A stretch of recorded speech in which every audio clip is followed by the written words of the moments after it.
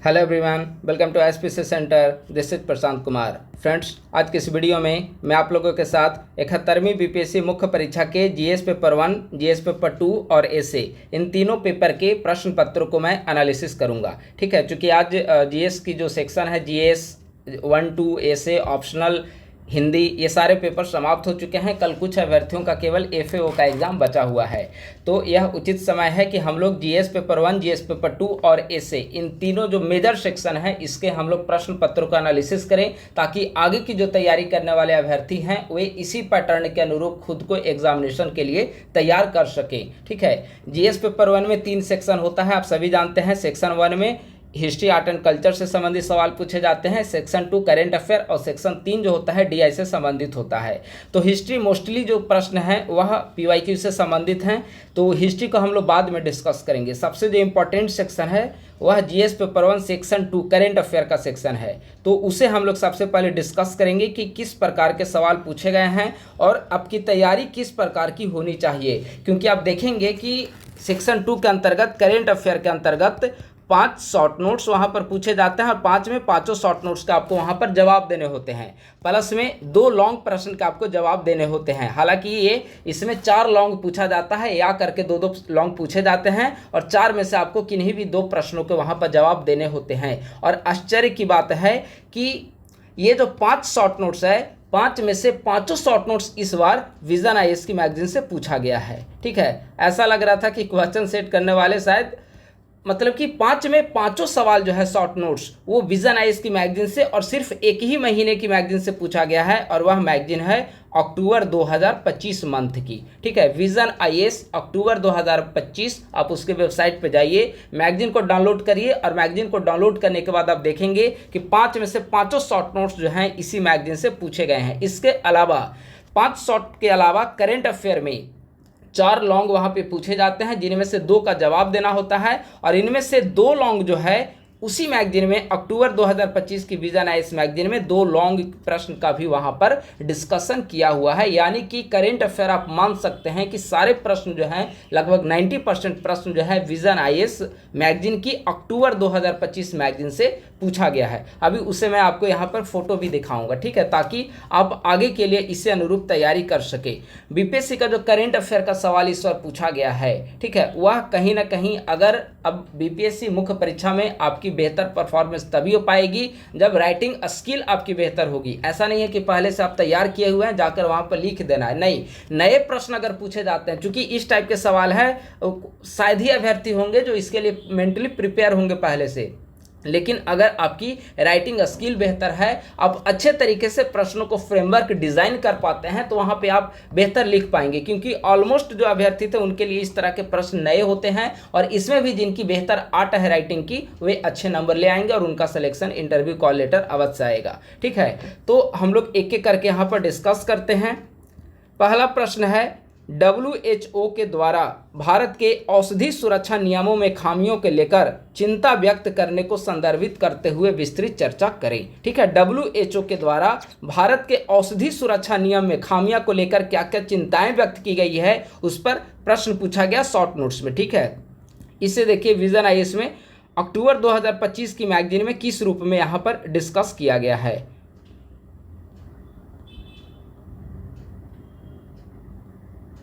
यह है अक्टूबर 2025 की मैगजीन विजन आईएएस।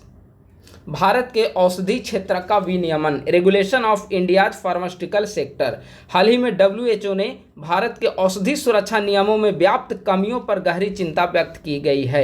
WHO के द्वारा यह चिंता देश में संदूषित कफ सिरप के कारण हुई 20 बच्चों की मौत के बाद व्यक्त की गई है। ठीक है, ये जो संक्षिप्त सुर्खियों में रहता है प्रश्न दिया हुआ विजन मैगजीन के अंतर्गत, वहीं पे इसका भी मेंशन किया गया है। अक्टूबर महीने का आप डाउनलोड करेंगे, उसमें 1.3 टॉपिक में जाएंगे तो भारत के औषधि क्षेत्र का विनियमन वहां पर दिया हुआ है, और इसी प्रश्न को वहां पर पूछा गया है। ठीक है, अब देखिए नकली औषधि से संबंधित क्या क्या चुनौतियां हैं, क्या क्या सिफारिशें की गई, ये सारे यहां पर दिया गया है। दूसरा करेंट अफेयर का आप जो सवाल देखेंगे, तो करेंट अफेयर का जो सेकंड प्रश्न है, आगे हम लोग प्रश्न एक बार देख लेंगे ताकि बार बार इतना हमें पलटना ना पड़े। ठीक है, दूसरा प्रश्न है, आदि कर्मयोगी अभियान ये और जनजातीय ग्राम दृष्टि 2030, ठीक है, की घोषणा के अधिक अधिकार केंद्रित व्यवस्था की ओर योगदान का संक्षेप में उल्लेख करें। जनजातीय ग्राम दृष्टि विजन 2030, ठीक है, यह भारत सरकार की पहल है और इसके बारे में संक्षिप्त में टिप्पणी करना है। यह करंट अफेयर का सवाल पूछा हुआ है। तीसरा सवाल जो था, ऑनलाइन गेमिंग पर पारित विधेयक कैसे ई स्पोर्ट्स और ऑनलाइन सोशल गेम्स को कैसे बढ़ावा दे सकता है, साथ ही युवा और समाज को धोखाधड़ी और सामाजिक बुराइयों से कैसे सुरक्षित कर सकता है। यानी कि यह हो गया जनजातीय ग्राम दृष्टि 2030 और यह हो गया ऑनलाइन गेमिंग, ठीक है। ऑनलाइन गेमिंग के बाद चौथा सवाल है, विश्व भर में प्रवासन विरोधी नीतियों में बयानबाजी, प्रतिक्रिया, विरोध और प्रदर्शन, विशेषकर पश्चिमी लोकतंत्रों से लेकर एशिया के भागों तक बढ़ती नकारात्मकता का उल्लेख करें। यानी कि पाश्चात्य जगत में, अमेरिका में, ब्रिटेन में, फ्रांस में विगत कुछ दिनों में आप देखेंगे तो प्रवासन विरोधी नीतियों के कारण काफ़ी वहाँ पर विरोध प्रदर्शन देखने को मिला। उनके मन में शंका है कि इससे जब प्रवासी लोग वहाँ पर जाते हैं तो उनके रोजगार को समाप्त कर रहे हैं, उनकी संस्कृति को नष्ट कर रहे हैं और वहाँ पर समाज में हिंसा बड़े स्तर पर देखने को मिल रही है। इसीलिए प्रवासन विरोधी नीतियों के कारण काफ़ी ज़्यादा वहाँ पर विरोध प्रदर्शन वहाँ पर देखने को मिले हैं।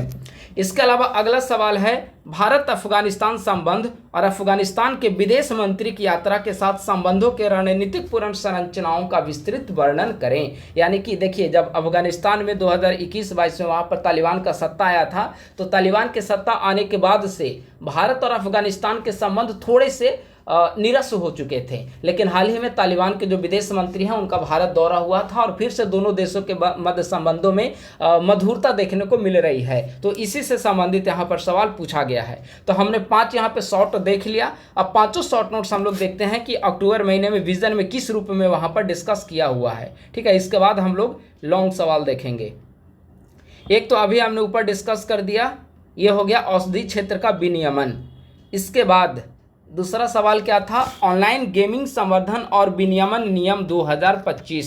संक्षिप्त सुर्खियों में जो दिया हुआ रहता है टॉपिक, उसमें दिया हुआ है कि आईटी मंत्रालय के द्वारा हाल ही में ऑनलाइन गेमिंग संवर्धन और विनियमन अधिनियम 2025 को क्रियान्वित किए जाने का निर्णय लिया गया है। अब इस नियम के अंतर्गत कौन कौन से महत्वपूर्ण बिंदु हैं, इन बिंदुओं का भी यहाँ पर जिक्र किया गया है। यानी कि ये तो हालांकि कई सारे मैगजीन में मिल जाएंगे, ऐसा नहीं है कि सारे प्रश्न एक ही मैगजीन में दिया हुआ, नहीं, लेकिन ये इंपॉर्टेंट है कि एक ही मैगजीन के अंतर्गत एक ही महीने के कंटेंट में सारे प्रश्न मिल गए हैं। यानी कि प्रश्न एक जगह से ऐसा लग रहा है कि कॉपी पेस्ट किया हुआ है। आप डीआई में भी देखेंगे कि एक सवाल आर.एस. अग्रवाल से as it is copy paste किया हुआ है, ठीक है।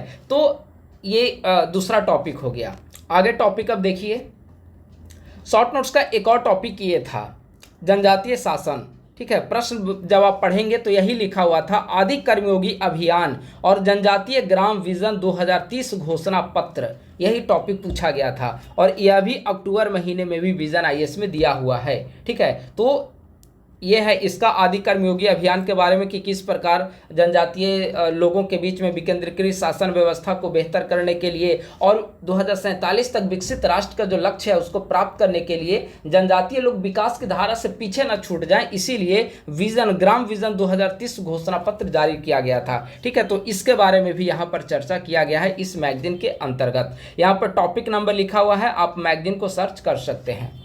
इसके अलावा एक और शॉर्ट नोट्स अभी हमने बताया, भारत अफगानिस्तान संबंध और अफगानिस्तान के विदेश मंत्री जो कि तालिबान के विदेश मंत्री हैं, उनकी पहली भारत विदेश यात्रा, ठीक है।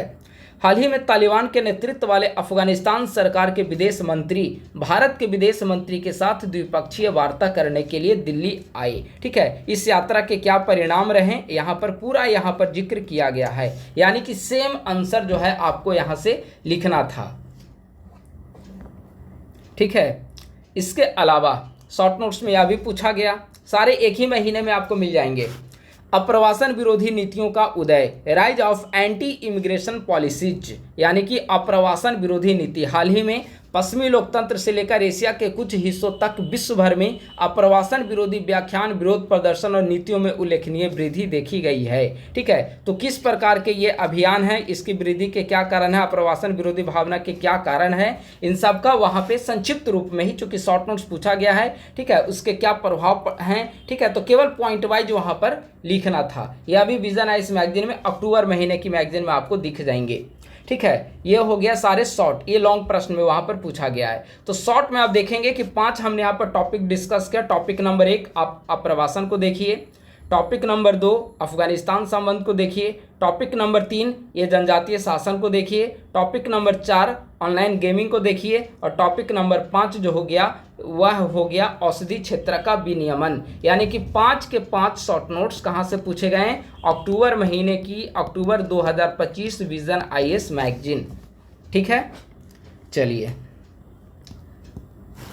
ये हो गया शॉर्ट नोट्स।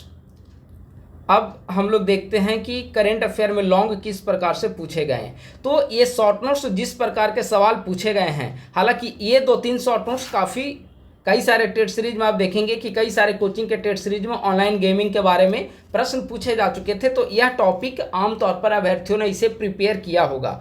भारत अफगानिस्तान संबंध इसे भले ही प्रिपेयर नहीं किया हो, लेकिन चूंकि अगर भारत अफगानिस्तान संबंध थोड़े से प्रीवियस में भी जिनको याद होगा तो इसका शॉर्ट नोट्स अच्छे तरीके से लिखे होंगे, क्योंकि विदेश मंत्री की यात्रा के साथ कोई ज़्यादा डिसीजन नहीं लिया गया है, बल्कि जो पुराने समय बीच में जो तालिबान के सत्ता आने के बाद जो संबंध डिरेल हो गए थे उसको फिर से बहाल करने पर फोकस किया गया। अफगानिस्तान में भारत के द्वारा काफ़ी ज़्यादा वहाँ पे जेनांग हाईवे जो है भारत के द्वारा बनाया गया है, मैत्री बांध भारत के द्वारा बनाया गया है। अफगानिस्तान में एक जो वहाँ का संसद भवन है अटल भवन, उसे भी भारत के द्वारा बनाया गया है। ठीक है, तो भारत के द्वारा अफगानिस्तान में काफ़ी ज़्यादा इंफ्रास्ट्रक्चर पे फोकस किया गया है। तो बीच में जो डिरेल हो गया था तालिबान के सत्ता में आने के बाद, तो फिर से संबंधों को पुनर्बहाल करने के लिए यह यात्रा की गई थी। तो अगर भारत अफगानिस्तान संबंध थोड़े से प्रीवियस में भी किसी को याद होगा तो उन्होंने अच्छा इसका आंसर लिखा होगा। ठीक है, और न्यूज़पेपर में अक्सर आप सुने होंगे प्रवासन विरोधी नीति। लंबे समय से कनाडा में हो, अमेरिका में हो, ब्रिटेन में हो, फ्रांस में हो, जर्मनी में लंबे समय तक इसको लेकर विरोध प्रदर्शन देखने को मिले हैं,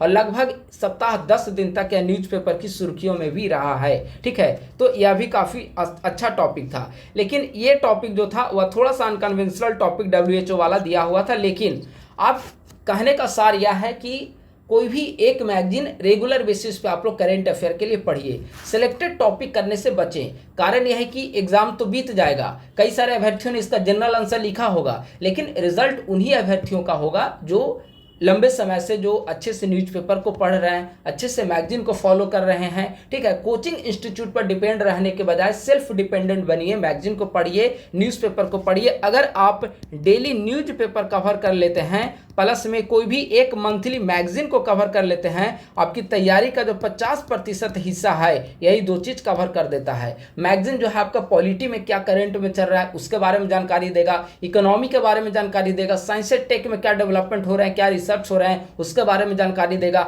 हर सब्जेक्ट में करेंट अफेयर घुसा हुआ है, सिर्फ ज्योग्राफी को छोड़ दिया जाए तो। ठीक है, लेकिन आप देखेंगे कि अगर आप ये दोनों को कवर करते हैं तो तैयारी का आधा सेक्शन जो है आपका खुद ब खुद कंप्लीट हो जाएगा। तो अभी जब आप 72वीं की तैयारी करेंगे तो बेहतर यही होगा, कोचिंग इंस्टीट्यूट के बजाय आप केवल एक टेस्ट सीरीज ज्वाइन करिए कोचिंग के लिए, और इसके बजाय मंथली मैगजीन आप मार्केट से एक कोई मैगजीन को खरीदिए, प्रत्युत्तर दर्पण पढ़िए, विजन पढ़िए। ऐसा नहीं है कि ये सारे टॉपिक केवल विजन में ही दिए गए हैं, और भी दूसरे मैगजीन में आपको टॉपिक मिल जाएंगे। ऑनलाइन गेमिंग आपको PD में भी मिल जाएगा, दृष्टि में भी मिल जाएगा, क्रॉनिकल में भी मिल जाएगा। ठीक है, लेकिन एक ही महीने में सारे दिए हुए हैं तो ऐसा लग रहा है कि विजन का कॉपी पेस्ट किया गया है। ठीक है, लेकिन कोई भी एक मैगजीन को आप लोग सोर्स के रूप में जरूर बनाइए। अगर कोई भी एक मैगजीन पढ़ेंगे तो ये सारे कहीं ना कहीं आपको हर मैगजीन में आपको मिल जाएंगे। ठीक है, तो रेगुलर बेसिस पे एक मैगजीन को आप लोग जरूर फॉलो करिए। इसका लॉन्ग सवाल देखिए, तुलनात्मक रूप में लॉन्ग सवाल जो है एक सवाल इसका अच्छा पूछा गया है और एक सवाल थोड़ा सा अनकन्वेंशनल है। जो अच्छा सवाल पूछा गया है वो यह है, और इसमें दोनों सवाल जो थे वे लिखने लायक सवाल था, दोनों अच्छा और आसान प्रश्न था। प्रश्न है, भारत यूरोपीय फ्री ट्रेड एसोसिएशन ट्रेड और इकोनॉमिक पार्टनरशिप एग्रीमेंट जो 10 मार्च 2024 को हस्ताक्षरित हुआ और 1 अक्टूबर 2025 से प्रभावी हुआ पर चर्चा करें। यानी कि 4 देशों का एक संगठन है। ठीक है, उसे नाम दिया गया है, 4 देशों का एक संगठन है, उस संगठन के साथ भारत के द्वारा फ्री ट्रेड एग्रीमेंट किया गया है। इन 4 देशों में स्विट्जरलैंड है, लिंचस्टीन है, नॉर्वे है। ठीक है, ये 4 देश में आप देखेंगे कि 4 देशों के साथ भारत के द्वारा फ्री ट्रेड एग्रीमेंट किया गया, और इस फ्री ट्रेड एग्रीमेंट को टेपा नाम दिया गया है, trade and economic partnership agreement. ठीक है, तो ये एक ही है इफ्टा, जो भारत का इफ्टा यानी कि 4 देशों का जो संगठन है, लिंचेस्टीन, नॉर्वे, स्विट्जरलैंड, आइसलैंड, इन 4 देशों के संगठन के साथ भारत का जो इकोनॉमिक ट्रेड हुआ है, भारत का जो इकोनॉमिक एग्रीमेंट हुआ है, उस एग्रीमेंट को टेपा के नाम से जाना जाता है। तो इसके बारे में यहाँ पर चर्चा करना है। जैसे क्या है, आगामी 15 वर्ष के अंतर्गत हमें $100 अरब का व्यापार करना है इफ्टा के साथ, आगामी 5 वर्ष में हमें $50 अरब, आगामी 10 वर्ष में $50 अरब का, और लास्ट के जो 5 वर्ष होंगे उसमें $50 अरब का, यानी कि आगामी 15 वर्ष में हमें 100 अरब डॉलर का हमें इन्वेस्टमेंट करना है, 10 लाख रोजगार का सृजन करना है, 99% जो भारतीय वस्तुएं हैं वे वहां पर मतलब बिना शुल्क के निर्यात किए जाएंगे। ठीक है, तो ये सारे महत्वपूर्ण प्रावधान हैं इफ्टा का जो ट्रेड एग्रीमेंट हुआ टेपा उसके अंतर्गत। तो प्रश्न का एक सेक्शन ये है, हमने दोनों सेक्शन का इसका मॉडल आंसर प्रोवाइड किया था विपाड एक्सप्रेस ग्रुप में। इसका दूसरा सेक्शन क्या है, ये तो इफ्टा के बारे में आपको जिक्र करना है। दूसरा सेक्शन है साथ ही भारत यूरोपीय यूनियन संबंधों के आर्थिक और रणनीतिक प्रभावों का विश्लेषण करें, यानी कि पहले इफ्टा के बारे में लिखना है और इसके बाद इंडिया ईयू एग्रीमेंट, ईयू के संदर्भ में आर्थिक और रणनीतिक प्रभाव का विश्लेषण करना है। ठीक है, तो ध्यान देंगे, कई सारे अभ्यर्थी जल्दबाजी में इनको लगा कि यूरोपियन फ्री ट्रेड एग्रीमेंट है तो ईयू का ही नाम है यूरोपीय यूनियन, तो केवल ईयू का आंसर लिखकर चले आए हैं, जो कि प्रश्न का आधा उत्तर है। इसमें 2 प्रश्न पूछे गए हैं, एक इंडिया इफ्टा और दूसरा इंडिया ईयू। ईयू के संदर्भ में आर्थिक जो अभी फ्री ट्रेड एग्रीमेंट हुआ जिसे मदर ऑफ ऑल डील्स कहा जाता है, और दूसरा रणनीतिक प्रभाव का विश्लेषण करना। ठीक है, यह सवाल था। और या इसका दूसरा 2 में से कोई एक लिखना था। दूसरा सवाल है यूएनएसडीजी संयुक्त राष्ट्र अस्थायी विकास लक्ष्य, जिन्हें ग्लोबल गोल्स भी कहा जाता है, सितंबर 2025 में उनके स्वीकृत होने के बाद से पिछले 10 वर्षों से प्रभावी है, यानी कि 2015 में आया था और अब हो चुका है 2025। इसको 2030 ईस्वी तक प्राप्त करना है, जिसमें 17 एसडीजी गोल शामिल हैं। ठीक है, संयुक्त राष्ट्र के सतत विकास लक्ष्यों को प्राप्त करने की दिशा में भारत की प्रगति और भारत की चुनौतियों का विश्लेषण करें। ये दोनों सवाल जो है इंटरेस्टिंग, अभी जिस महीने में हमने 5 के 5 शॉर्ट नोट डिस्कस किया विजन आइज के मैगजीन में, उसी मैगजीन में इन दोनों लॉन्ग सवाल भी वहीं पर दिए हुए मैगजीन में, यानी कि एक ही मैगजीन से 7 सवाल हो गए हैं अक्टूबर महीने की मैगजीन से। ठीक है, उसे भी देख लेते हैं।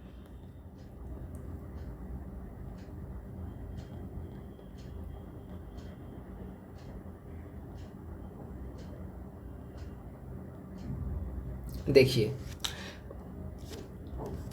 यूरोपीय संघ, ये हो गया एसडीजी सतत विकास लक्ष्य के 10 वर्ष, यही पूछा गया है कि 2015 में अपनाया गया, 10 वर्ष पूरे हो चुके हैं, तो प्रगति और चुनौतियों का विश्लेषण करें, भारत की 10 वर्ष की प्रगति।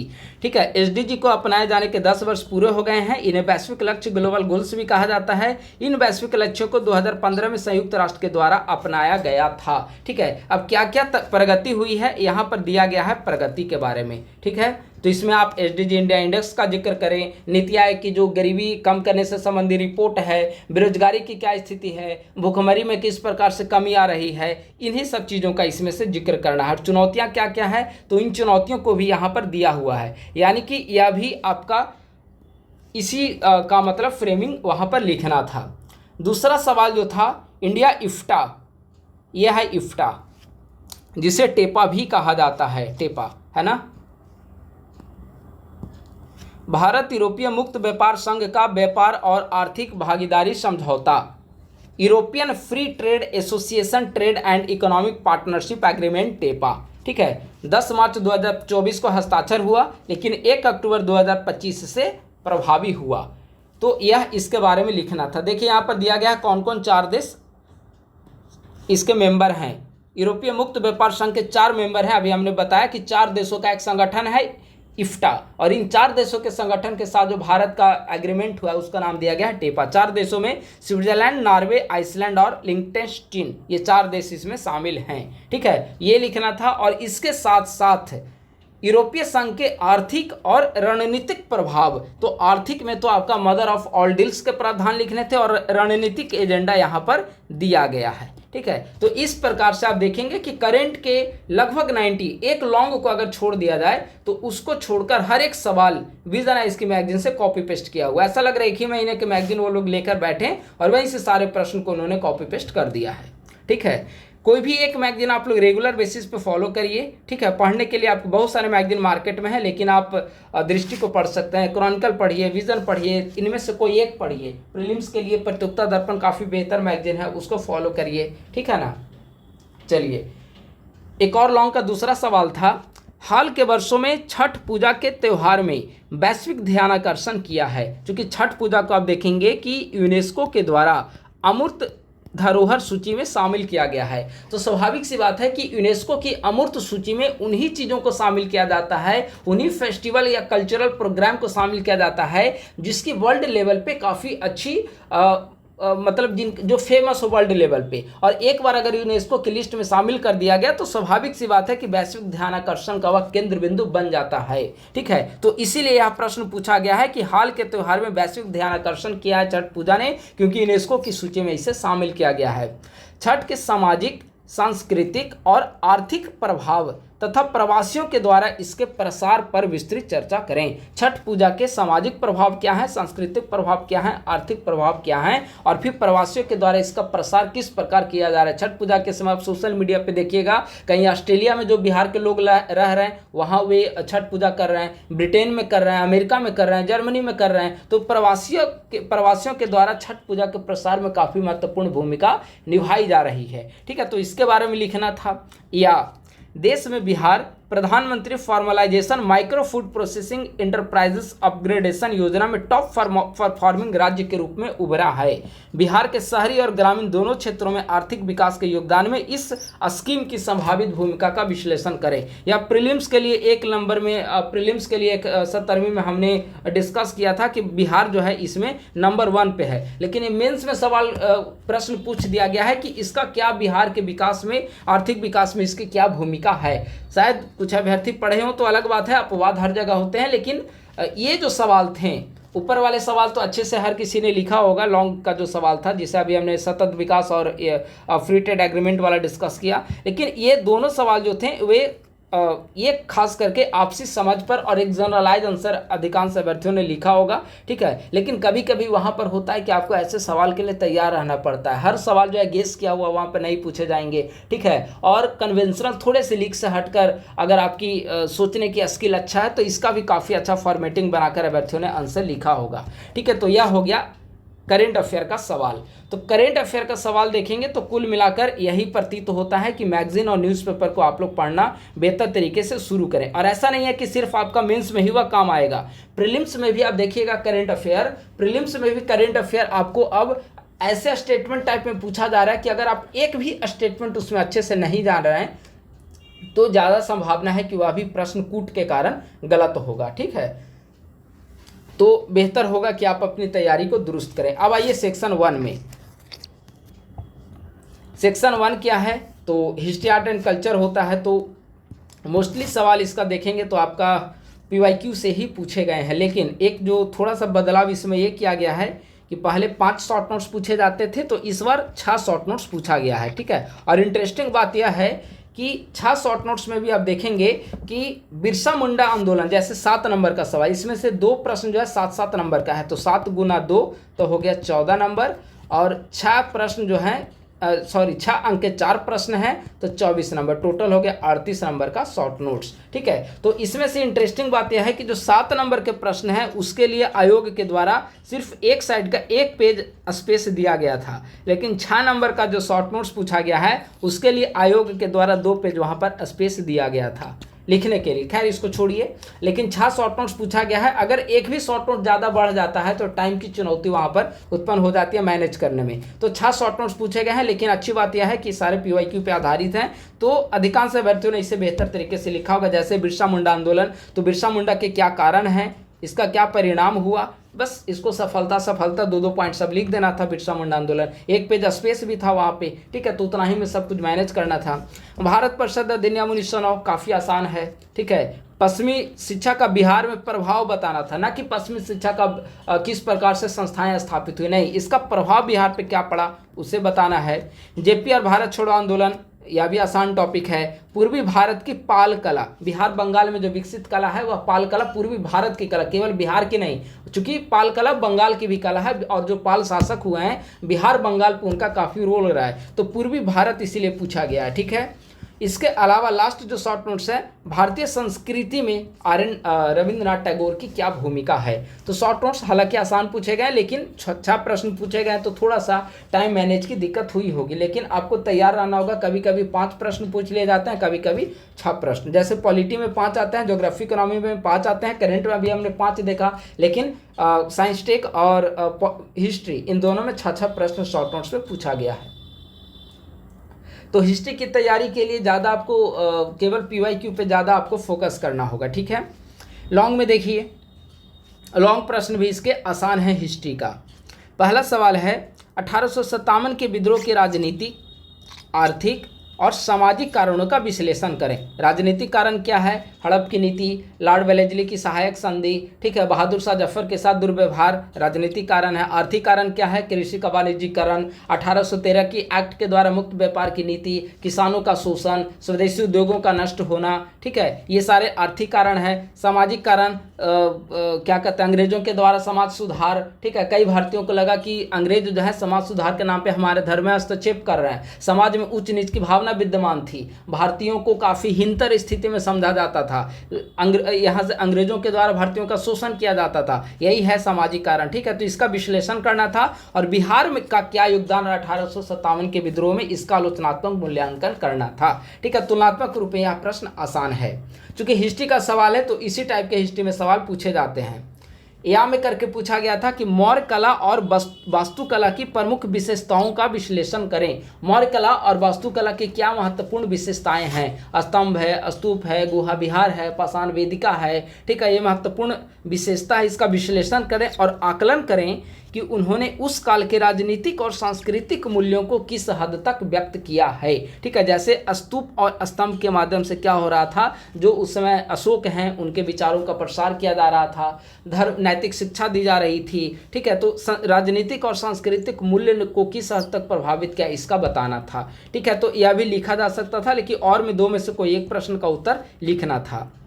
अगला सवाल जो था वह थोड़ा सा PYQ से हटकर था। ठीक है, जैसे प्रारंभिक संवैधानिक आंदोलन से लेकर जन आंदोलन तक भारतीय राष्ट्रीय आंदोलन के रूपांतरण की चर्चा कीजिए तथा विभिन्न ऐतिहासिक चरणों में बिहार की भूमिका को रेखांकित कीजिए। ठीक है, आमतौर पर ऐसे सवाल अभी तक पूछे नहीं गए थे इसमें हिस्ट्री में। ठीक है, यहाँ में करके पूछा है कि नेहरू की विदेश नीति किस हद तक आदर्शवाद और व्यवहारिकता को प्रतिबिंबित करती थी, इनकी मुख्य विशेषताओं के संदर्भ में परीक्षण करें। यानी कि नेहरू की विदेश नीति यथार्थवाद और आदर्शवाद इन दोनों के बीच में किस प्रकार से संतुलन बनाए रखना था, उसके बारे में यहाँ वर्णन करना था। ठीक है, लेकिन तुलनात्मक रूप में इस पे 3 पेज लिखने से ज़्यादा बेहतर इस पे लिखना था, क्योंकि बिहार की जो स्वतंत्रता आंदोलन में भूमिका रही है, चाहे आपका चंपारण सत्याग्रह हो, 1857 का विद्रोह हो, या फिर आपका सहयोग आंदोलन हो, भारत छोड़ो, सबनावज्ञा, संताल विद्रोह, देश डाट, जो भी है, तो उसमें बिहार की भूमिका को बताना था। ठीक है,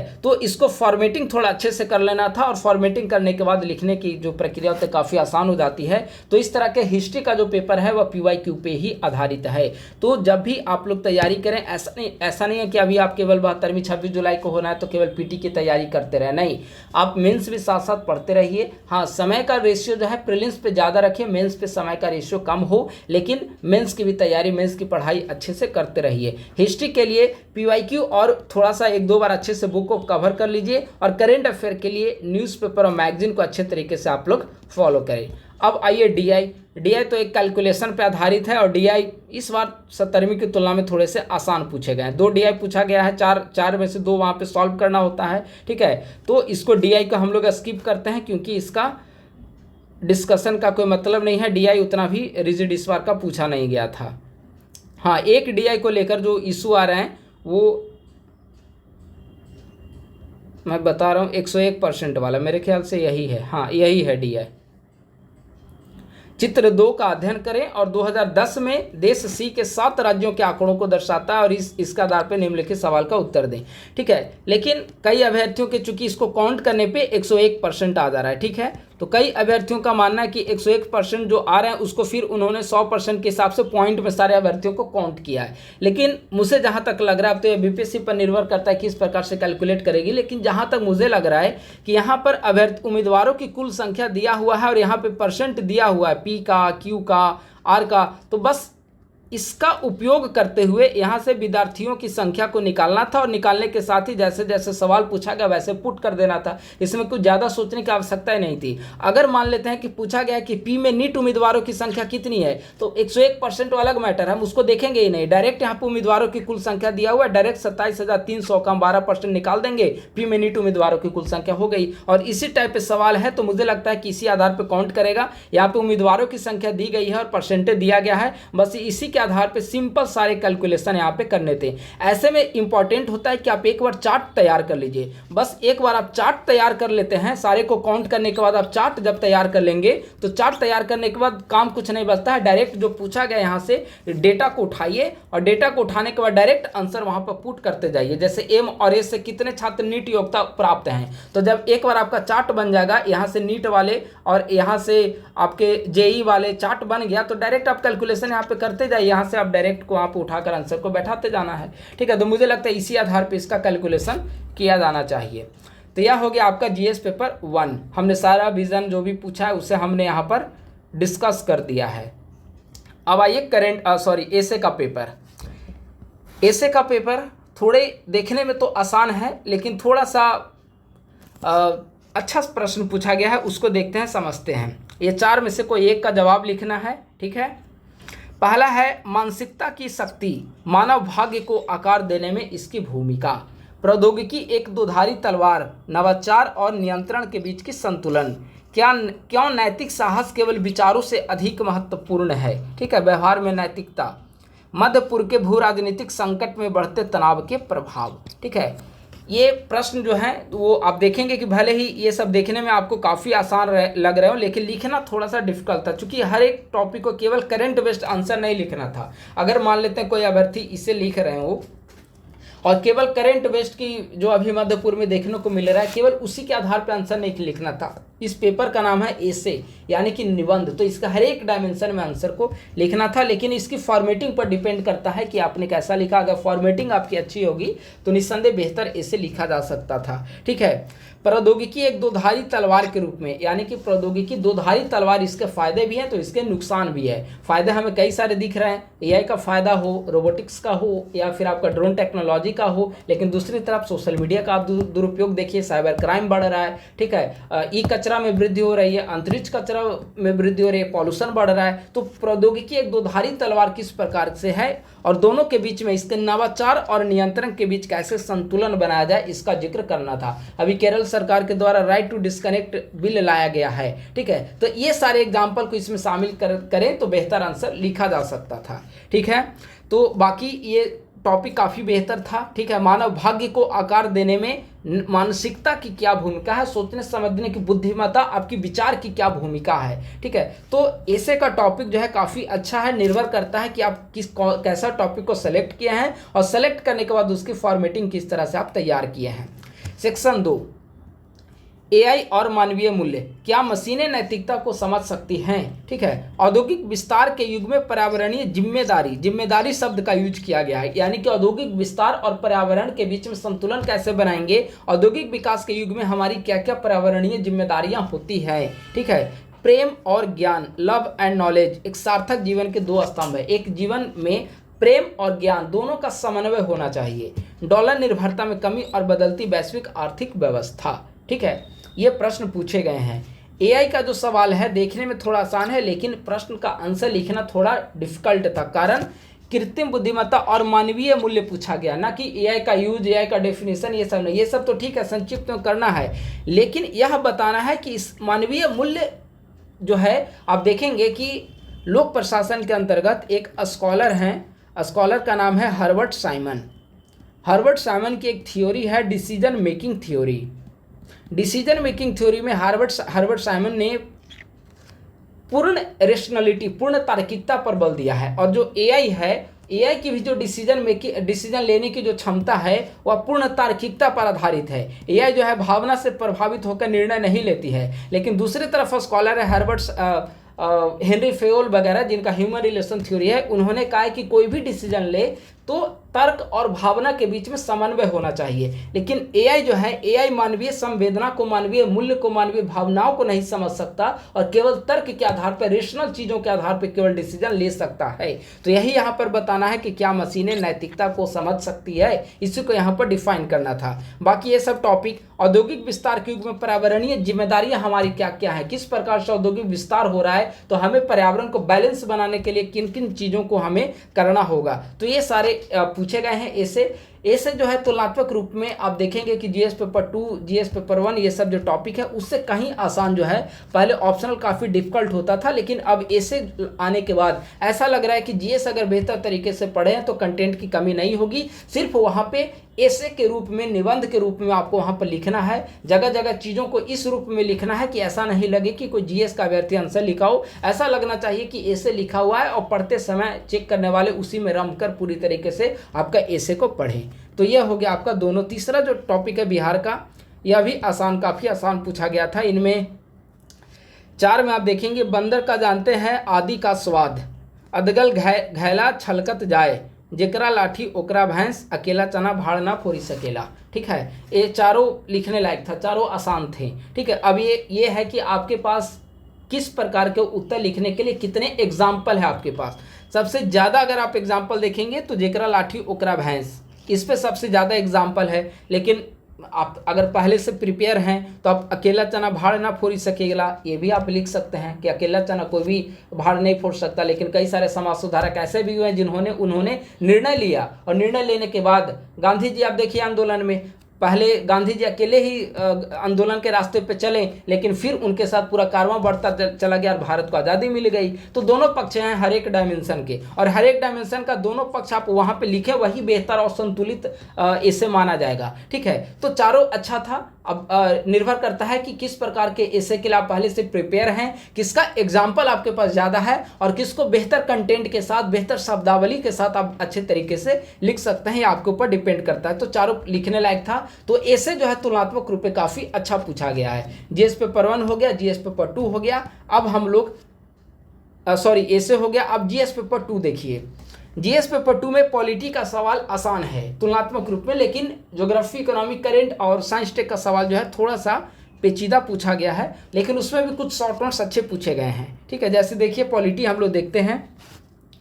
42वें संविधान संशोधन अधिनियम 1976 की मुख्य विशेषता और इसके महत्व की चर्चा करें। ठीक है, भारत के इतिहास में जिस सबसे बड़ा जो संविधान संशोधन हुआ है वह 42वां संविधान संशोधन माना जाता है, और 42वां संविधान संशोधन को हम लोग लघु संविधान के रूप में भी जानते हैं। इतने सारे इसमें संविधान संशोधन हुए हैं, चूंकि आपातकाल का समय था, 75 में आपातकाल लगा था, और उसके बाद इंदिरा गांधी ने कई सारे इसमें सुधार किए थे, कई सारे संशोधन किए थे। 42वें संशोधन के द्वारा ही आप देखेंगे कि मंत्रिमंडलीय निर्णय को मानने के लिए महामहिम राष्ट्रपति को बाध्य कर दिया गया था। इसकी एक महत्वपूर्ण विशेषता थी। दूसरी विशेषता आप देखेंगे कि इसमें मौलिक कर्तव्य को जोड़ा गया था, फंडामेंटल ड्यूटीज को इसमें जोड़ा गया था 42वें संशोधन के द्वारा, भाग 4 का 51 का आर्टिकल। ठीक है, इसके अलावा डीपीएसपी में आप देखेंगे कि 3 नए आर्टिकल जोड़े गए थे, आर्टिकल 39A, 43A, 48A, ये तीनों जोड़े गए थे इसी के माध्यम से।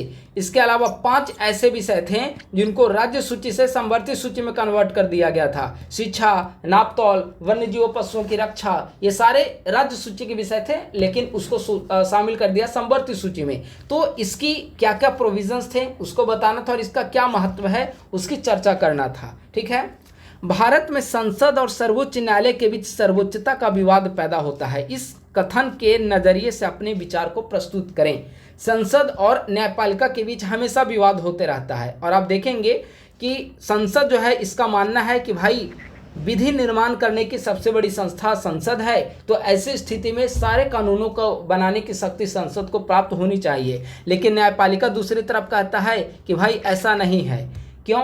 क्योंकि संविधान की व्याख्या का अधिकार माननीय न्यायालय को दिया गया है। इसीलिए अगर आप ऐसे कानून को बनाएंगे जो संविधान का उल्लंघन करेगा, अवहेलना करेगा, तो हम वैसे कानून की संवैधानिकता की जांच करेंगे, परखेंगे और उसके बाद फिर हम आपके द्वारा बनाए गए कानून को हम निरस्त कर सकते हैं। ठीक है, यानी कि दोनों के बीच विवाद देखने को मिलता है। अब ठीक है, यहाँ पर तो अब क्या क्या आपको जिक्र करना था। विधि बनाने की शक्ति, न्यायिक पुनर्विलोकन का अधिकार हो गया, मूलभूत ढांचे का अधिकार 1973 में केशवानंद भारतीवाद में दिया गया है, कोलोजियम को लेकर टकराव देखने को मिलता है, एनजेएसी को लेकर टकराव देखने को मिला। तो कई सारे इशू पर दोनों के बीच विवाद देखने को मिले, लेकिन इस विवाद पर आपका क्या स्टैंड है इसको यहाँ पर लिखना था। कुछ एग्जाम्पल भी आपको बताते हुए इसको कवर करना था।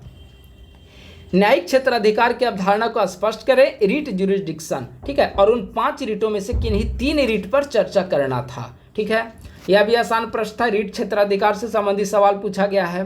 भारतीय संविधान के अंतर्गत न्यायिक पुनर्विलोकन का स्पष्ट करें, इसके क्या मुख्य उद्देश्य हैं। बहुत आसान सवाल है। न्यायिक पुनर्विलोकन क्या है, इसे बताना है कि न्यायिक पुनर्विलोकन न्यायपालिका की ऐसी शक्ति है जिसके तहत न्यायपालिका के द्वारा संसद के या राज्य विधानमंडल के द्वारा बनाए गए कानूनों, कार्यपालिका के द्वारा पारित किए गए अधिनियमों या आदेशों की संवैधानिकता की परीक्षण की जाती है। अगर ये सारे कानून संविधान का उल्लंघन करते हैं, संविधान के मूलभूत ढांचों का उल्लंघन करते हैं, तो माननीय न्यायपालिका के द्वारा उच्च न्यायालय हो या सर्वोच्च न्यायालय, उनके द्वारा उसे अवैध घोषित कर दिया जाता है, शून्य घोषित कर दिया जाता है। संविधान का आर्टिकल 13, आर्टिकल 32, 226 ये सब में न्यायपालिका को न्यायिक पुनर्विलोकन का अधिकार प्रदान किया गया है। इसका क्या उद्देश्य है, तो बहुमत से संविधान, सरकार की निरंकुशता से संविधान की रक्षा करना, नागरिकों के मौलिक अधिकारों की रक्षा करना, सामाजिक आर्थिक सशक्तिकरण, नागरिकों के सामाजिक न्याय की स्थापना। ठीक है, ये सारे इसका मुख्य उद्देश्य है। ठीक है, तो संविधान की रक्षा करना, मूलभूत ढांचों को बचाए रखना, ये सारे मुख्य उद्देश्य, तो इसे ही यहाँ पर लिखना था। वित्त आयोग की मुख्य भूमिका क्या है। ठीक है, तो इसे बताना है संक्षिप्त रूप में कि वित्त आयोग की मुख्य भूमिका क्या है। तो राज्यों के बीच करों के आवंटन संबंधी प्रोविजन जो है वह वित्त आयोग के द्वारा की जाती है। जैसे अभी आप देखिए 16वें वित्त आयोग की रिपोर्ट अरविंद पनगड़िया के नेतृत्व में वित्त आयोग ने राष्ट्रपति को सौंप दिया है। यह रिपोर्ट 2026 से 2031 तक के लिए एप्लीकेबल है। अब इसमें जो प्रावधान किए गए, जैसे राज्यों के बीच 41% कर जो है उसको डिवाइड किया जाएगा। अब किस राज्य को कितना कर दिया जाएगा, जैसे बिहार को पहले 10.105% मिलता था, लेकिन इस बार के द्वारा घटाकर 9.95% कर दिया गया है। तो किस राज्य को कितना कर मिलेगा, इसका भी डिसीजन वित्त आयोग के द्वारा किया जाता है और इसके लिए एक रोड मैप बनाया जाता है। 5 आधार निर्धारित किए गए हैं। ठीक है, तो ये सारे का यहाँ पे जिक्र करना है। संविधान के किस अनुच्छेद में इसकी शुरुआत की चर्चा, आर्टिकल 280 में इसका जिक्र किया गया है। ठीक है, तो यह हो गया लॉन्ग सवाल। शॉर्ट लॉन्ग में है, क्या सांस्कृतिक राष्ट्रवाद और संवैधानिक राष्ट्रवाद में कोई समानांतर रेखा है,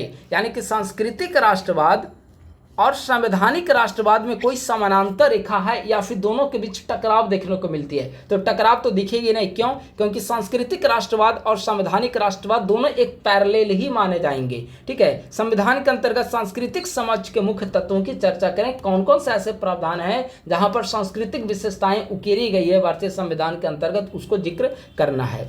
या में है कि संवैधानिक नैतिकता एक स्वाभाविक प्रवृत्ति नहीं है, इसको विकसित करने की जरूरत है। संवैधानिक नैतिकता किसी पर अपोज नहीं किया जा सकता है, किसी पर हम थोप नहीं सकते हैं। संविधान के अंतर्गत संविधान के अनुसार शासन व्यवस्था का संचालन संवैधानिक नैतिकता है। संविधान के कानूनों के प्रति, संविधान के जो संस्थाएं हैं, अधिकरण है, प्राधिकरण है, उसके प्रति आपका मान सम्मान, ठीक है, यही संवैधानिक नैतिकता है। तो किसी पर आप जबरन थोप नहीं सकते। लोगों के अंतर्गत एक नियमित अंतराल पर, लोगों के अंतर्गत एक नियमित रूप से विकसित की जाने वाली एक स्वाभाविक प्रवृत्ति है। ठीक है, तो इसके बारे में आप जिक्र करना है, इसका आलोचनात्मक व्याख्या करना है और भारतीय न्यायपालिका के द्वारा इसको किस प्रकार से स्थापित किया जा रहा है इसका जिक्र करना है। ठीक है, ये दोनों सवाल लिखने लायक थे, अच्छे सवाल पूछे गए लॉन्ग में।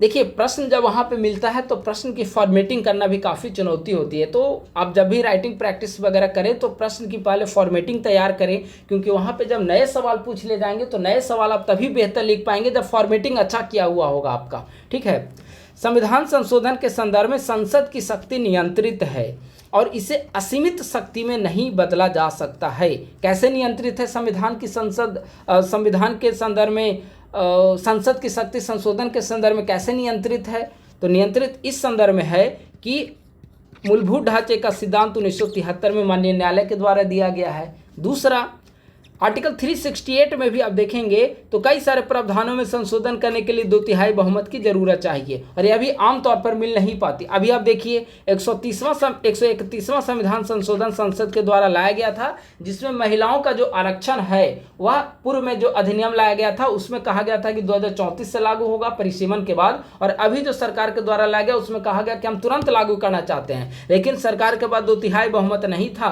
और विपक्ष के कई सारे प्रोविजंस को सरकार के द्वारा नहीं माना गया।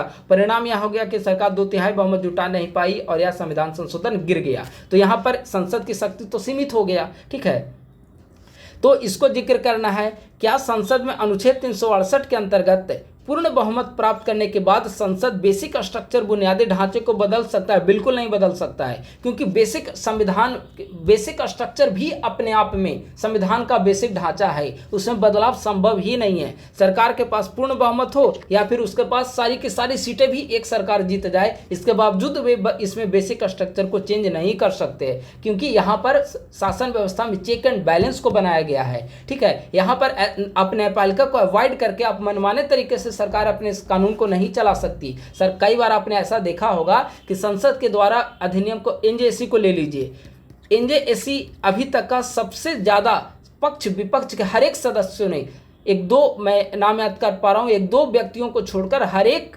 मेंबर ने एनजेएसी पर सहमति दी थी, लेकिन इसके बावजूद न्यायपालिका के द्वारा इसे अवैध घोषित कर दिया गया फाइनली। ठीक है, तो संसद के पास कितनी भी शक्तियां, सरकार जो है पूर्ण बहुमत या 3/4 बहुमत, जितना भी बहुमत प्राप्त कर ले, वह मूलभूत ढांचे में बदलाव नहीं कर सकती है, क्योंकि मूलभूत ढांचे जो है वह माननीय न्यायपालिका के द्वारा विभिन्न समय अंतराल पर अपने डिसीजन के जरिए उन्होंने इसका इजाद किया है। तो इसी को लिखना था, काफी अच्छा सवाल था। संघवाद के अस्थायित्व और कार्य प्रणाली पर बहुलवादी राजनीतिक दलों के प्रभाव का आलोचनात्मक विश्लेषण करें। यानी कि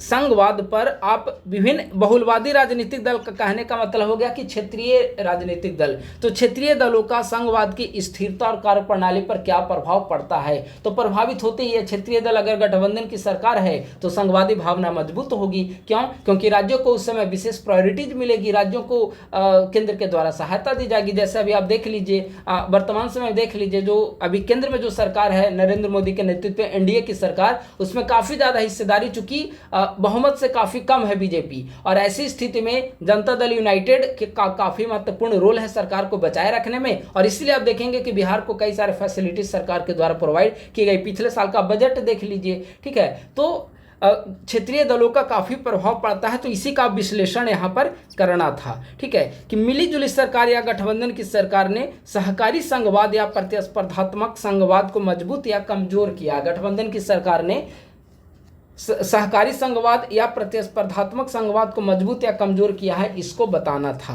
ठीक है, तो दोनों प्रश्न लिखने लायक था। तो यह हो गया पॉलिटी का सवाल, तुलनात्मक रूप में आसान है। अब आइए हम लोग ज्योग्राफी इकोनॉमी, खाद्य प्रसंस्करण, यहाँ भी 5 शॉर्ट नोट्स पूछे गए थे। खाद्य प्रसंस्करण उद्योग के सामने आने वाली चुनौतियों पर चर्चा करना है, सरकार के द्वारा सुधार के लिए क्या पहल किए जा रहे हैं, इसको बताना। काफी आसान सवाल है। खाद्य प्रसंस्करण उद्योग, जूट की सस्ती कीमत, कोमलता, मजबूती, लंबाई और रेशों की एकरूपता के कारण इसकी अत्यधिक मांग है। बंगाल और बिहार में जूट की खेती के लिए उपयुक्त अनुकूल परिस्थितियां कैसी है, कौन कौन सी हैं, इसके बारे में बताना है। ठीक है, आत्मनिर्भर भारत और विकसित भारत के लक्ष्य को प्राप्त करने में प्राकृतिक संसाधन प्रबंधन, समावेशी विकास और ई प्रौद्योगिकी की भूमिका कब बताएं? तो समावेशी विकास जब तक नहीं होगा तब तक भारत विकसित हो ही नहीं सकता। इसमें ई प्रौद्योगिकी की क्या रोल है, ई टेक्नोलॉजी की रोल, उसको आपको वहां पे बता देना है। ठीक है, उपर्युक्त उदाहरण के सहित भारत में भूतापीय ऊर्जा के पर्यावरणीय और सामाजिक लाभ का विवरण दीजिए, इसको वहां पे बताना है। पिछले 10 वर्ष में दक्षिण बिहार के समावेशी और सतत विकास में सरकार के द्वारा क्या क्या कदम उठाए गए, इसको लिखना है। ठीक है, इसका आप देखेंगे तो जो शॉर्ट नोट्स पूछा गया, तुलनात्मक रूप में शॉर्ट नोट्स अच्छा सवाल पूछा गया है। ठीक है, लॉन्ग आइए, देश के विकास में रेलवे की भूमिका की चर्चा करें। देश के विकास में रेलवे की क्या भूमिका है, इसे बताना है। रेलवे जो है वह परिवहन का एक प्रमुख अंग है, तो रेलवे देश के विकास को किस प्रकार से, देश के विकास में भूमिका निभा रहा है।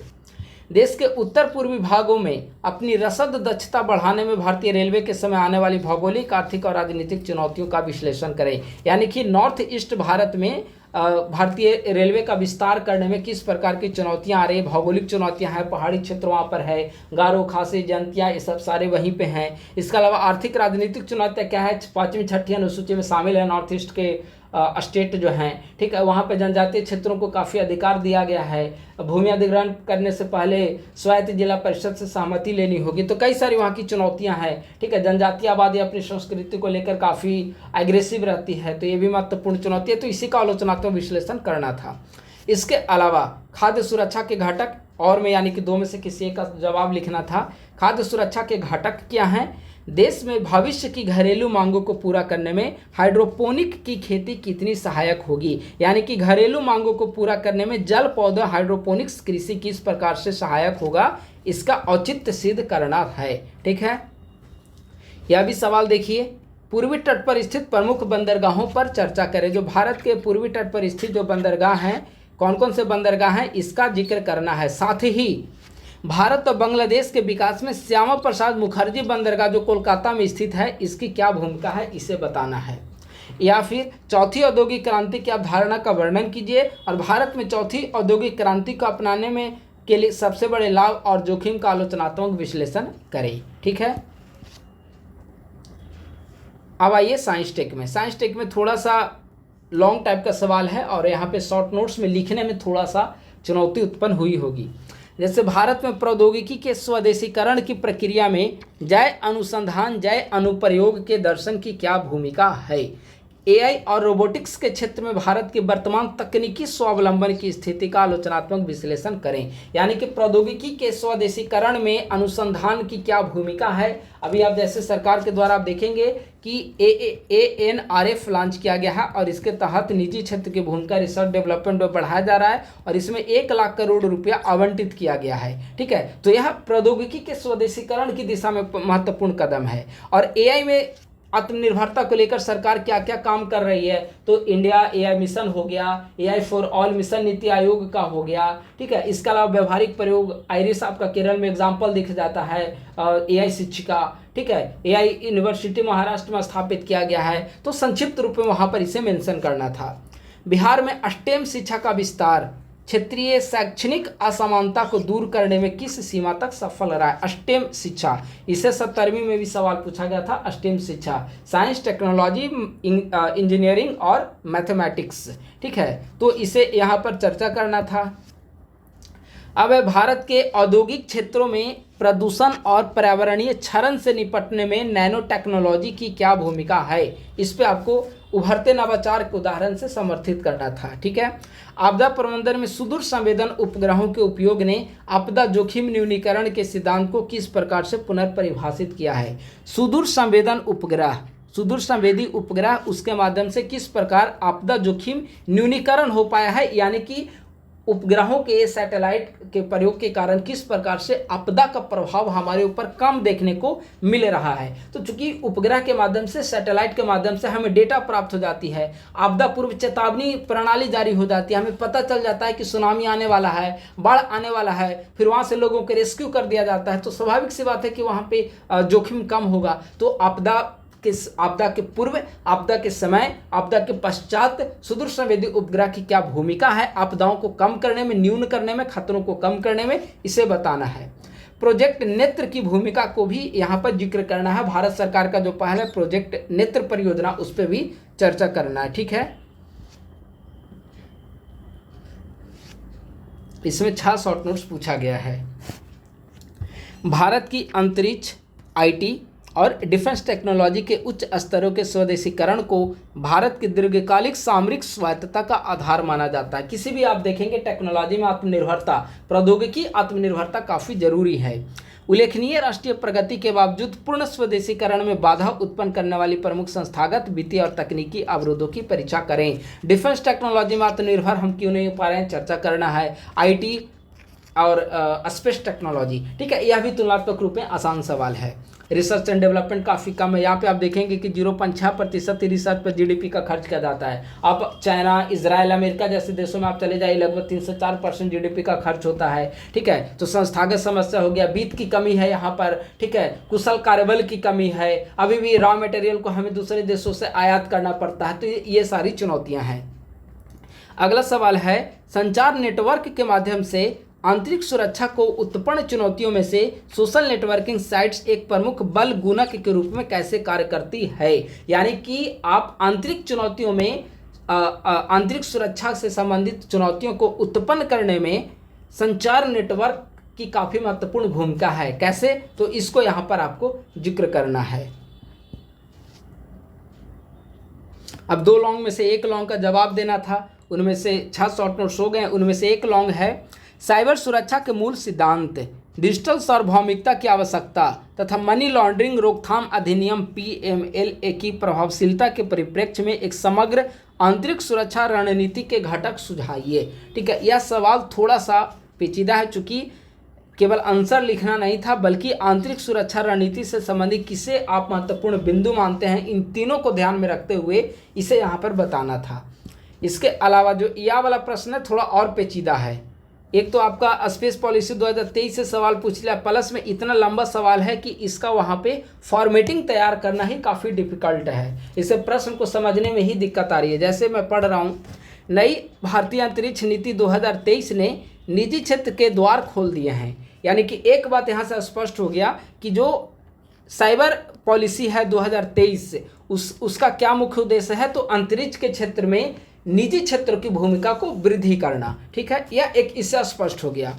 क्या यह परिवर्तन केवल प्रौद्योगिकी विकास तक सीमित है या इसने राष्ट्रीय सुरक्षा, आपदा प्रतिक्रिया तथा सीमा प्रबंधन के लिए भारत की क्षमताओं को गुणात्मक रूप से बदल दिया है। यानी कि नई स्पेस पॉलिसी जो है उसके माध्यम से केवल हमारा प्रौद्योगिकी विकास ही हो पाएगा या फिर राष्ट्रीय सुरक्षा से भी वह जुड़ा हुआ चीज है। आपदा प्रतिक्रिया, सीमा प्रबंधन के लिए भारत की क्षमताओं को बदलेगा। तो इसको आपको निजी क्षेत्र की भूमिका के पक्ष और विपक्ष दोनों चीजों आपको बताना होगा। अंतरिक्ष में निजी क्षेत्र की भूमिका क्यों, निजी क्षेत्र की भूमिका के क्या लाभ हैं, क्या टेक्नोलॉजिकल डेवलपमेंट सिर्फ हो पाएगा, निजी क्षेत्र की भूमिका के आने के बाद केवल रिसर्च एंड डेवलपमेंट पे केवल फोकस हो पाएगा या फिर यह हमारी राष्ट्रीय सुरक्षा के लिए भी खतरा है। निजी एजेंसी आएंगी, उनके पास सारे डेटा हमारा चला जाएगा। और आज मार्केट में लड़ाई किस चीज की है, डेटा को लेकर। ठीक है, तो यह राष्ट्रीय सुरक्षा के लिए भी चुनौती उत्पन्न कर सकता है। आपदा प्रतिक्रिया तथा सीमा प्रबंधन की क्षमता को कैसे बदलता है। ठीक है, यह सीमा प्रबंधन की क्षमता को तेजी भी कर रहा है। क्यों, क्योंकि निजी क्षेत्र की अगर भूमिका इसमें हम बढ़ाएंगे तो सैटेलाइट जो छोड़ने का काम होगा निजी क्षेत्र का होगा, बाकी जो ऑपरेशनल काम जो होंगे, रिसर्च वगैरह का काम, वह इसरो का होगा। इसरो ध्यानपूर्वक रिसर्च डेवलपमेंट करेगा, निजी क्षेत्र सैटेलाइट को प्रक्षेपित करेगा। और जब निजी क्षेत्र सैटेलाइट को प्रक्षेपित करेगा तो ज़्यादा संख्या में यहाँ से उड़ानें प्रक्षेपित की जाएगी और एक्यूरेट डेटा का विश्लेषण हो पाएगा, हमारी आंतरिक सुरक्षा और बाह्य सुरक्षा में महत्वपूर्ण भूमिका निभाएगा। तो इसे ही यहाँ तक में वर्णन करना था। प्रश्न का दूसरा सेक्शन, ड्रोन स्वार्म प्रौद्योगिकी, उपग्रह आधारित संचार की सुरक्षा एवं GSLV कार्यक्रम के सामरिक महत्व के संदर्भ में भारत की अंतरिक्ष और संबद्ध प्रौद्योगिकियों के लिए एक व्यापक सुरक्षा विकास नवाचार रणनीति के आवश्यक स्तंभों का प्रस्ताव रखिए। यानी कि GSLV कार्यक्रम के सामरिक महत्व को बताते हुए आपको सुरक्षा विकास नवाचार रणनीति के लिए क्या क्या महत्वपूर्ण सुझाव देना चाहते हैं, इसको यहाँ पर लिखना है। तो ये प्रश्न तुलनात्मक रूप में काफ़ी पेचीदा था, लेकिन फिर वही बात है कि अगर मान लिया जाए कि ऐसे सवाल आ गए हैं और आपको वहां पर आंसर लिखना ही है, आप स्किप तो कर नहीं सकते। 36 नंबर का एक सवाल है, आप स्किप करेंगे यानी कि बहुत दिक्कत होगी रिजल्ट में। तो ऐसे में आपके पास क्या होनी चाहिए, आर्ट थोड़ी सी डेवलप करिए आप, ताकि आंसर की एक फॉर्मेटिंग डेवलप कर सके। जैसे हमने इसको तोड़कर 2 भागों में पढ़ा तो इसके बाद काफ़ी चीज़ें जो है आपको समझ में आ गई होगी कि कैसे इसका लिखना है। तो बस इसका एक फॉर्मेटिंग तैयार करिए कि निजी क्षेत्र की भूमिका क्यों, इसके क्या लाभ होंगे, क्या हानियाँ होंगी, GSLV क्या है, इसका क्या सामरिक महत्व है और क्या हम रणनीतिक सुझा सकते हैं। बस ऐसे फॉर्मेटिंग आपको तैयार करना था और उसके आधार पर सारे सवाल का जवाब देना था। ठीक है, तो बस इस प्रकार से आज हमने GS पेपर 1, GS पेपर 2 और ऐसे सारे का यहाँ पे एनालिसिस आज कंप्लीट हुआ है। अब हम लोग चूँकि 71वीं मेंस समाप्त हो चुका है और 72वीं की नोटिफिकेशन मेरे ख्याल से अगले 10 दिनों के अंदर 72वीं की नोटिफिकेशन आ जाएगी। और नोटिफिकेशन आने के बाद प्रीलिम्स के लिए काफ़ी समय कम बचेगा। तो अब हमारे अधिकांश वीडियो जो होंगे 72वीं बीपीएससी से संबंधित होंगे। और 72वीं बीपीएससी के लिए प्री के साथ साथ जो मेंस के जो टॉपिक आएंगे, चाहे किसी भी मैगजीन के इंपॉर्टेंट हो, जहाँ से सवाल पूछे जाए, उन सभी को मैं यूट्यूब चैनल पर डिस्कस करते रहूँगा। ठीक है, अधिकांश जो चीज़ें हैं वो यूट्यूब चैनल पर आपको मिल जाएगी। और बाकी चीज़ों के लिए हमारे टेलीग्राम ग्रुप @IASPC सेंटर को आप लोग ज्वाइन कर लें। थैंक यू सो मच, बहुत बहुत धन्यवाद।